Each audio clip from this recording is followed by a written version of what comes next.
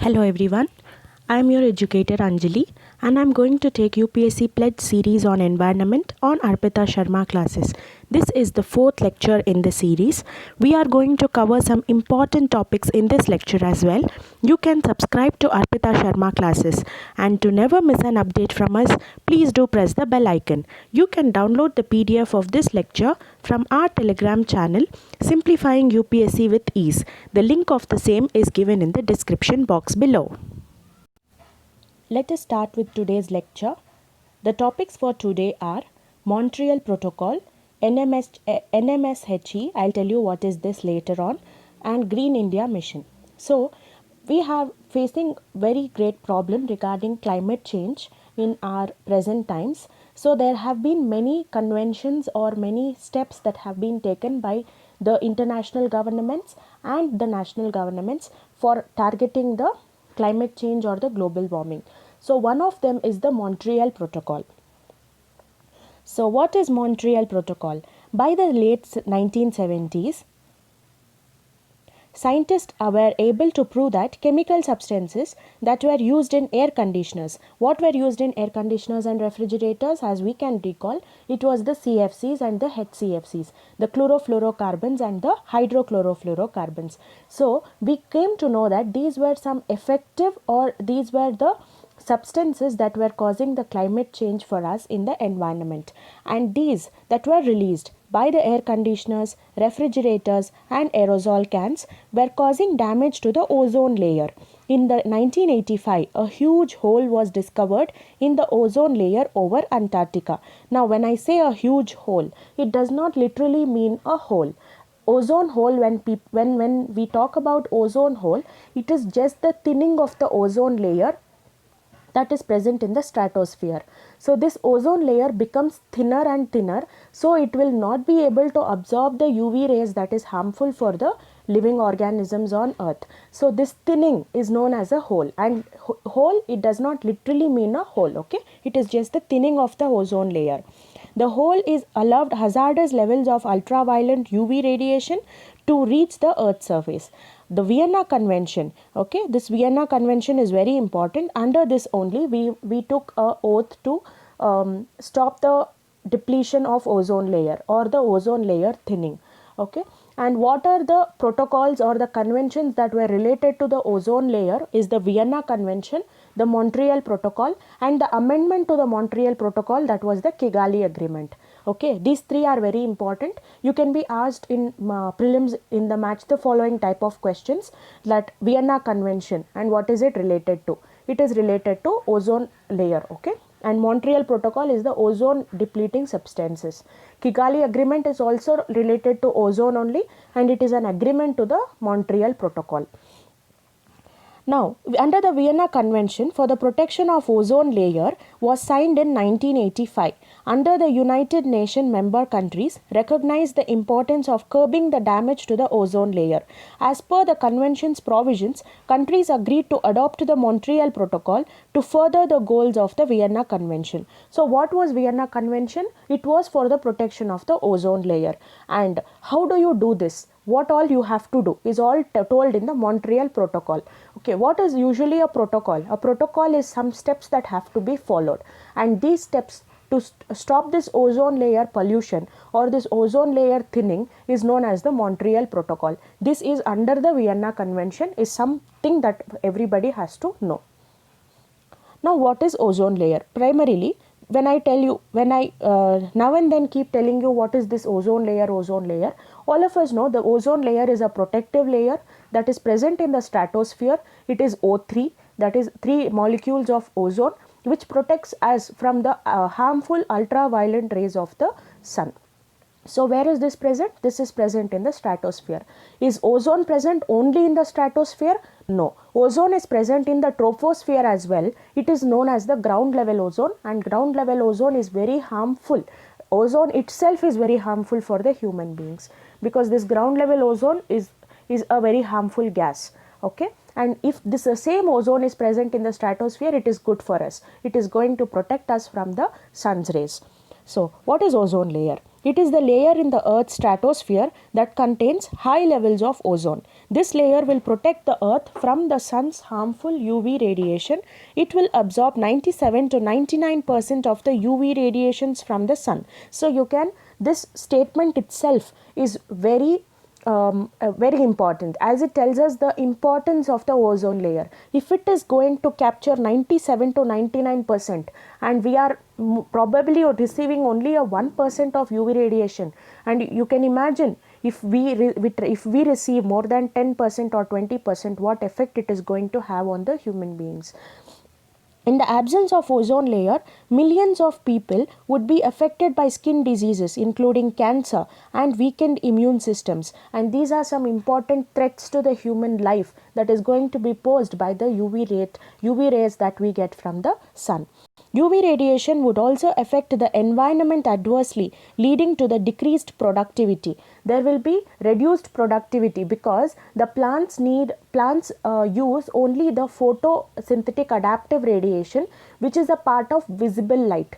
Only that part of radiation is useful for the plants to prepare their own food, and when they start receiving this UV light, this will affect the plants as well. In turn, when the plants are affected, it will affect other organisms in the food chain as well. And fauna on earth, that is the animals on earth, is also adversely affected by the ozone layer depletion. Like, it is all interlinked. When one is affected, other one is definitely affected. Adopted on 15th of September 1987, the protocol is to date the only UN treaty ever that has been ratified by every country on earth. All the 197 United Nations country have signed it. So this came into force on 1987, and it is one of the main treaties that all those states have signed it, all the states have ratified it. Developing and developed countries have equal but differentiated responsibilities, with both groups of countries having binding, time targeted and measurable commitments. This word binding is very important here. Is the Montreal Protocol binding? Yes, it is binding, and it is under Vienna Convention. Here, the developed countries and the developing countries have same kind of responsibilities, but according to their standards it is, and it will differ according to their standards, but they have equal responsibility in protecting the ozone layer. The meeting of the parties is the governance body for the treaty. The parties are assisted by the Ozone Secretariat. It is based in United Nations Environment Program, Nairobi, Kenya, and this is also very important because headquarters also will be asked in the statement type of questions. The parties are assisted by Ozone Secretariat, which is based at this Ozone Secretariat is there in the UNEP building itself, which is there in Kenya. Okay, it is in Nairobi, Kenya. The Multilateral Fund for the Implementation of Montreal Protocol was established in 1991. You can see it was ratified in 1987, but the fund was made available in 1991. It provides financial and technical assistance to developing country parties to the Montreal Protocol and whose annual per capita consumption and production of ODS is the ozone depleting substances, is less than 0.3 kg to comply with the control measures of the protocol. And if it is more than this, they will not be considered as developing countries. They will definitely be developed countries, and more of funding and more of technical expertise or technical assistance to these countries is not required as such, because these countries itself can handle it. Only if you tell them how much they have to do and what they have to do to reduce the ozone layer pollution, and this will be done for the developed countries. Now, what are the substances that are listed under the treaty? Now, you can ask me whether it is only CFCs or HCFCs. There are other chemicals as well, or other gases as well that are included, and these are included under different annex. Okay, it is annex A, B, C, E and F, and Annex A will contain the CFCs and the halogens. Annex B is other fully halogenated CFCs, carbon tetrachloride and methyl chloroform. Annex C is HCFCs. Annex E is methyl bromide. Annex F is HFCs. Okay, and here you need not remember particularly what annex which gas comes under, but you should know what all are covered under Montreal Protocol. Now, there was an amendment to this Montreal Protocol, that is known as the Kigali Amendment. It is similar to the amendments that we have to our constitution. That is, when you want to add something or remove something from the constitution, you will do an amendment. It is the same way. There is an amendment to the Montreal Protocol, and that is called as the Kigali Amendment. Okay, these HCFCs, that is hydrofluorocarbons, were introduced as non-ozone depleting alternatives to support the timely phase out of CFCs and HCFCs. Now when I am telling you CFCs and HCFCs are what you tell, they are very dangerous for the ozone layer, you should give me some alternative to CFCs and HCFCs, because you. So in the Kigali Agreement, HFC is the alternative to the CFCs and the HCFCs, and while these chemicals do not deplete the stratospheric ozone layer, they are potential greenhouse gases. We know that these are potential greenhouse gases. Uncontrolled growth of HFC emissions has challenged the efforts to keep the global temperature rise at or below 2 degrees Celsius this century as per the Paris Climate Agreement. We started looking at the ozone layer, so that we introduced HFCs, but it started posing another problem for the global warming. It started increasing the temperature, and we are going to face problems with the Paris Agreement, okay, because we have promised that we will keep the temperatures well below 2 degrees Celsius in the Paris Agreement, and this will be affected because of the HFC's introduction. At the 28th meeting of the parties of Montreal Protocol held in October 2016 in Kigali, that is Rwanda, decision was taken to phase down the HFCs. So this HFCs was included in the Kigali as well. In Kigali Agreement, what was added was HFC. Okay, this was the amendment to the Montreal Protocol. And why was this added? Because we told that HFC and CFCs are okay. The Kigali Amendment entered into force on 1st of January 2019 for those countries that have ratified the amendment. Developing countries will follow with a freeze of HFC's consumption levels in 2024 and in 2028 for some nations. Okay, this is for those countries that have ratified this Kigali Agreement. It will come into force in 2019 itself, and for other countries it will come to force in 2024, and for a few other countries that will be left out, it will come to force in 2028. Now, what is the stand of India with this Montreal Protocol? India became a signatory to the Montreal Protocol in 1992 itself. So this can directly be a statement in your question whether India is a it will not be asked whether India is a, it will be said in the statement, say India is a member that has ratified the Montreal Protocol. It is correct because it is a signatory to the Montreal Protocol. India is an Article 5 country and is entitled to assistance from the multilateral fund. That means India is a developing country according to the Montreal Protocol, and its efforts to phase out the ozone depleting substances and switch over to the non-ozone depleting technologies. India mainly has manufactured and utilized 7 out of the 20 substances that were listed in this Montreal Protocol.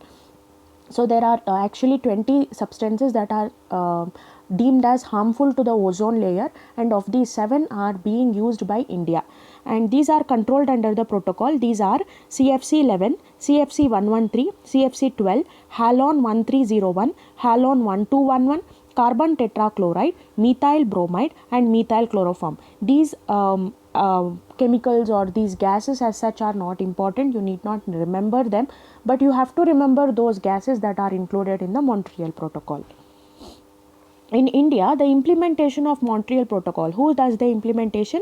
It is the Ministry of Environment, Forest and Climate Change. The ministry has established a ozone cell to implement the protocol. Is the how important is this ozone layer? You can tell it from here itself. If there is a specialized cell for this, that is, there are a group of people who are going to deal with this ozone layer depletion, they are going to implement these policies, then you can definitely tell from this that how important is ozone layer protection for us. As per the National Strategy for ODS Phase Out, the ministry has notified the Ozone Depleting Substances Regulation 2000.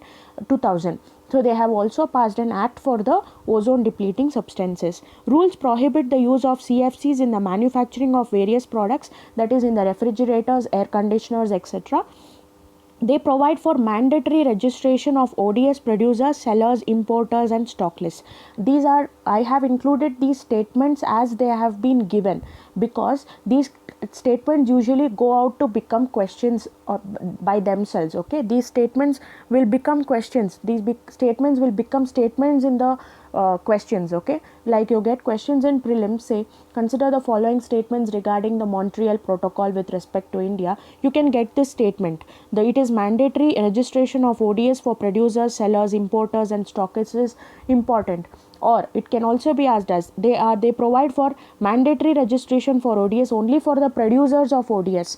No, it is also producers, also the sellers, importers and stockists. Everybody is included in this. Okay, so this statement is also important.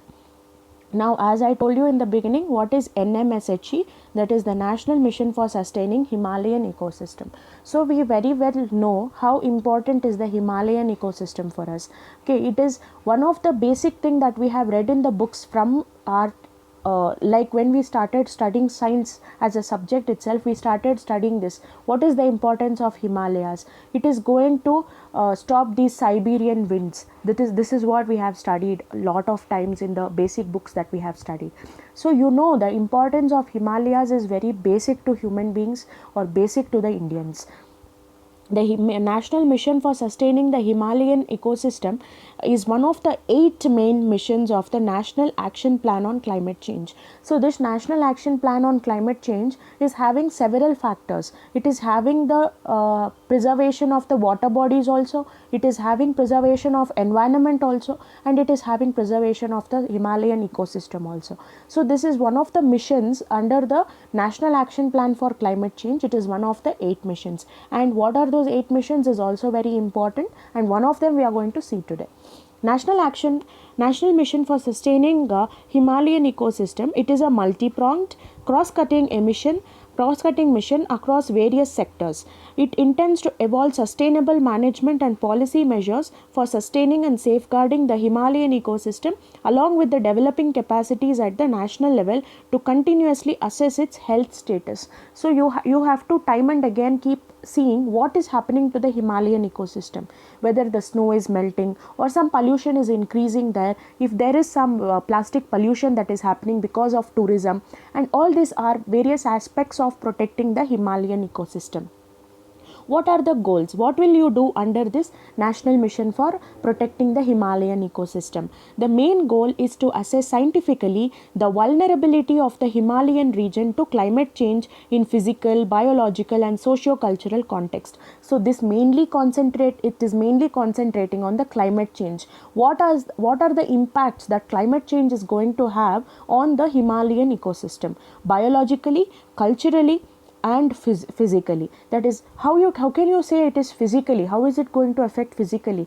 That is, there will be snow melting maybe, okay, because of the temperature rise. What will be the biological changes that will occur? There might be some animals that will live extremely in these conditions itself, and these animals might be lost because of the climate change that is happening. And socio-cultural changes. Many people are living in the Himalayas. They live at high altitudes. Okay, it is going to affect their lifestyle as well. NMSHE also aims to build and support the capacities of the central and the state levels to assess the climate change and to formulate adequate response measures to the challenges in the Himalayan ecosystem. So this is a straightforward statement. The mission attempts to address some of the important, what are the things that you are going to concentrate according to the national mission on the Himalayan ecosystem. What are you going to concentrate? It is the Himalayan glaciers and the associated hydrological consequences. You know, most of the Himalayan rivers are perennial rivers, okay, because they keep flowing throughout the year, and these, because of they flow throughout the year, they always have water. In summer seasons, where do they get water from? Because of the melting of the ice that take place, that will come to the rivers in the form of water. That is how there is continuity of water in the rivers. So this is what you are going to concentrate in the first point: Himalayan glaciers and the associated hydrological consequences. Hydrological, water related issues, water related problems, whatever will be there because of Himalaya, you are going to concentrate on that. Biodiversity conservation and protection. There are some animals that are very much endemic to the Himalayan region, like the like the snow leopard, etc. On these things are, these are very much concentrated to this region. If there is loss of that habitat, you will lose this animal as well. Okay, because of that, it is important to preserve the ecosystem, preserve that biodiversity there. Wildlife conservation and protection, the same point that I told you. The traditional knowledge societies and their livelihood will be affected because of this. They would have got adjusted to that lifestyle from a longer time. They will be well versed with what to grow, what to eat, everything will be set. And when this is disturbed, it is going to disturb their life completely. Planning for sustaining of the Himalayan ecosystem, and you have to plan how can you sustain the Himalayan ecosystem, how can you protect the Himalayan ecosystem. You can ban the use of plastics by the tourist. You can tell them to carry their own water bottles, and you can even promote the glass bottles. So plastic waste will be reduced there. So because of that, plastic pollution will be reduced. And there, because of climate change that is happening in the nearby areas like Delhi, there is more pollution, and Himalayas is not very much far from the regions like Delhi. So this is going to affect the Himalayan region as well. So you can take measures in the national capital region that is going to impact the Himalayan region as well. And what are these achievements and ongoing activities that are undertaken under the national mission on protecting the Himalayan ecosystem is task forces for thematic research, that is according to themes, one theme after the other you will take up, and then research will be taken up based on that. And then institutional and human capacity building, governance for sustaining the Himalayan ecosystem, inter-university consortium on cryosphere and climate change, research on glacial lakes, outburst, floods, states in IHR, that is Indian Himalayan region, and strengthening the state climate change cells. If all these are incorporated only, then only you are going to protect the Himalayan ecosystem. Then international and regional collaboration is important. Not only national efforts, but you have to engage the local people in the efforts as well. And you have to engage even the international community in the preservation of the Himalayas, because Himalayas is not only one of the source for India, for other countries are also dependent on Himalayas for several other reasons. Himalayan Sustainable Development Forum is set up. So according in this forum, there will be discussions, there will be deliberations that will be held for the protection of the Himalayan ecosystem. The last topic for today is the Green India Mission. Now you know there is a growing importance of conserving the ecosystem because of the increasing global warming, increasing pollution, and increasing the global temperatures as such. And this Green India Mission is one of the 8 missions that is launched under the National Action Plan for Climate Change. We have seen this 8 missions, 2 of them we are dealing today itself. So remaining there will be 6 others which you have to look into. This is another mission that is under the National Action Plan for Climate Change. Now the Green India Mission was supposed to coincide with the starting of 12th 12th 5-year plan in 2012, but owing to financial delays, the mission was finally launched in 2015. It had to be launched in 2012, but there was no financial, there was shortage of funds, and you couldn't have a effective financial mechanism. So because of that, it is launched in 2015. What is the objective of this? The mission is to increase the green cover to extent of 5 million hectares and to improve the quality of the existing cover on another 5 million hectares. You are not only going to create a 5 million hectare newly, but also whatever is present, you are going to protect that effectively as well. To improve the ecosystem services like carbon sequestration, this I have told you in the previous lectures. What is carbon sequestration? It is the capturing of carbon. When you capture the carbon, the more outlet into the atmosphere will be reduced, because you are capturing and you are keeping it at one place, and this carbon, when it is stored for a longer time at one place, it starts to become like a fuel, because carbon is one important fossil fuel.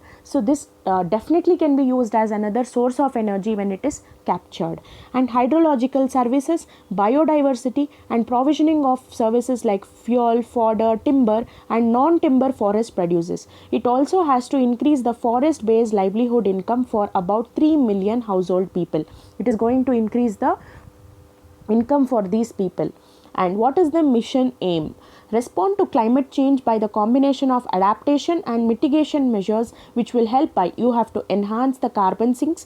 Which are the natural carbon sinks that I told you in the previous lectures? It is the oceans and the forest. So when you preserve this, definitely Green India mission is a success. So you are going to enhance the carbon sinks. When you enhance the carbon sinks, the more carbon outlet into the atmosphere is less. Then you can trap this carbon dioxide, and there will be lesser lesser global warming or lesser pollution, and there will be more greener environment. And adaptation of vulnerable species ecosystems to the changing climate. Now these animals have to adapt to their climate changes. Only when they adapt, they will be able to survive. If they don't adapt, they will also become extinct. They will be in danger. Adaptation of forest dependent local communities in the face of climate variability. Now you have to teach people when there is some variability, or when there is going to be some changes that is going to happen, you have to teach people how can they survive those changes. So this is also important, and this is also one of the mission under the Green India mission. What are the key innovations? Focus on the quality of forest. Primary focus on improving the density of forest cover, that now even though when we have the forest cover spread over so many kilometers because of massive deforestation, and there is selling of illegal selling of these trees and plants and everything. You are destroying the nature. Even though so many hectares of forest is present, the number of trees that is present inside is becoming less. So one of the steps that can be taken is you can plant the trees in already forested area wherever you find space. Okay, so you are increasing the forest cover, and you can increase it in another way where you can plant more and more trees outside the forest area as well. So approximately, or you are going to increase collectively, you are going to increase more and more forest cover. And focus on the ecosystem services. There are many services that ecosystem gives us. This is also discussed in the previous lecture, and I have told you they provide very important ecosystem services, like they give us medicine, they give us food, they give us wood, they give us everything that we need for our living. And only if you sustain this ecosystem, you will be able to get these benefits out of the ecosystem, and you have to sustain them. Okay, when you get some benefit from nature, when you cut a tree to make one furniture, plant 2 trees in that place. So this is how you are going to sustain your ecosystem services. Emphasis on biodiversity, water, improved biomass, carbon sequestration as co-benefit, addressing ecosystems like grasslands, wetlands, urban and peri-urban areas. Now the focus should also be on the democratic decentralization. You need not only the central government itself cannot come and plant a tree in the village. The responsibility should also be given to the Gram Sabhas and the Panchayats, so that they will take care, because they will have lesser villages under them. They will their work will become like you have to concentrate only on one village, then your work will be very easy. The central government has to focus on so many villages, so it is very difficult for them to cover all the villages, all the places, to increase this forest cover or to mitigate this climate change. So you have to include the local community as well, the Gram Sabhas, etc. So there has to be decentralized democratic system. So because of this, you are giving power to the Gram Sabhas, you are giving them powers, saying that if anybody is cutting off the trees, you punish them. So you are giving them more powers, and this will be effective in fighting what? Deforestation and the climate change. Then creating new cadre of community youth as foresters. These youth are very much young people are having lot of energy, and you give them some task, it will be done. And when you tell them to do this work, to plant the trees, it will be done at a faster pace. So people who are young have to be included in this mission, and only then this mission will become successful. Build a skilled cadre of young community foresters for scheduled tribes and other forest dwelling communities, because these people are well versed with the forest. They have born there, they are brought up there, so they know well about forest than other people who are from outside. So when you give them the opportunity, or you train them like how what they have to do, the goal of Green India mission will be met very fast. Adoption of landscape based approach, interventions at scale 5,000 to 6,000 hectares at a time, simultaneous treatment of forest and non-forest areas, addressing key drivers of degradation. What is the current aspect of this Green India mission? Current aspect, I mean to tell you what is there in news about the Green India mission. According to the Parliament Committee report, Green India mission aimed at protecting, restoring and enhancing India's diminishing forest cover and responding to climate change, and it is grossly underfunded. This is what is there in the current affairs, that this Green India mission is having very less funds. It is having critical shortage of funds, because of which it is not able to obtain, or it is not able to achieve its targets. So this is what is there in the current affairs. And what are the concerns of this what are the concerns of the report that is given? It is underfunded. The scheme is proposed for the 10 years with an outlay of 60,000 crores. During 17-18, 47 crores has been allocated to the scheme, which is grossly insufficient. You can see where is 60,000 crores and where is 47 crores. Okay, and as a committed liability for 15-16 and 16-17 is 89 crores, which is much more than the budget allocated. So this figures itself tell us what is the state of Green India mission that is there now. Concerns. What are the concerns over the INDC targets? What are INDC targets? Intended nationally determined targets, that I told you in the Paris Agreement. Every country has to give these targets. So they will tell the international community that we are going to achieve so and so. We are going to, like example, we are going to plant 4 trees in 4 days, like this.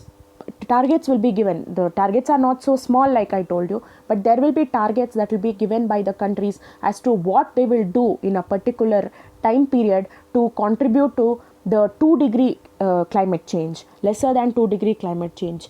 The panel also raises concerns about the targets that India has given at the UNFCCC. According to the INDC, India has a target to sequester 2.5 billion tons of carbon by 2020-2030. Our current forest cover is 75 million hectares, and to meet our carbon sequestration target, we need 30 million hectares. So this has to be done by afforestation. You have to increase the forest cover, so you will get these extra 30 million targets, so we can achieve this 2.5 billion tons of carbon sequestration.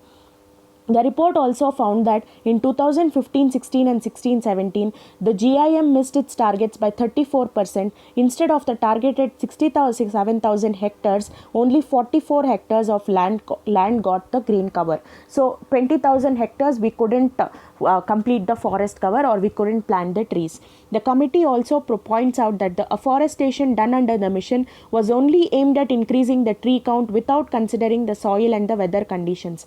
Now when they tell you that you have to increase the forest cover, just planting some tree and counting the tree that you have increased the forest cover is wrong, because there might be some poisonous trees, or some trees that are dangerous for human beings, like not only for human beings, for the crops that you grow.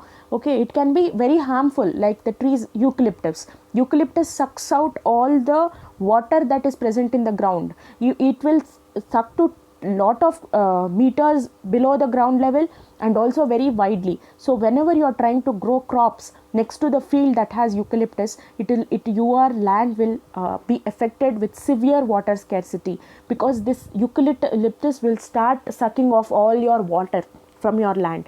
So somebody is planting this eucalyptus in the name of Green India mission and counting them as forest tree cover and giving you a count, and all this thing is not correct, because even though you are doing afforestation, you are again affecting some other land that is there next to you, and this cannot be counted as proper afforestation. Eucalyptus were planted, which makes environmental problems worse than the solving it. Planting of unsuitable trees may cause drought and prevent biodiversity in the regions. The eucalyptus does this to the environment that it is present in. So I hope the lecture was useful to all of you. We have discussed the 2 missions that were there under the National Action Plan for Climate Change. Please go through the other 3 that were present. So thank you.